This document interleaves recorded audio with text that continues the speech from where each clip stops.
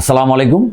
যারা গাউটে আক্রান্ত, যাদের ইউরিক অ্যাসিডের পরিমাণ বেশি থাকে শরীরে, তাদের খাবারের ব্যাপারে একটা অ্যাডভাইস আমাদের থাকে, একদম ফুড টু বি অ্যাভয়েডেড, যেগুলো আপনি একেবারেই খাবেন না। আর food to be taken in limited quantity, যেগুলো পরিমাণে অল্প করে খাবেন।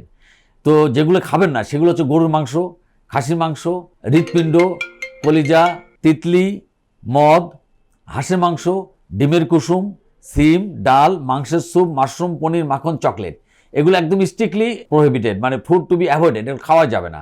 আর লিমিটেড কোয়ান্টিটি যেটা খাবেন, মাছ, এক টুকরো মাছ খাবেন, পুঁই শাক, কচু, ঢেঁড়স, পাট শাক, আলু, মুরগি, ফুলকপি, টমেটো, জব, সাদা ময়দা, এগুলো খাবেন হচ্ছে লিমিটেড কোয়ান্টিটি।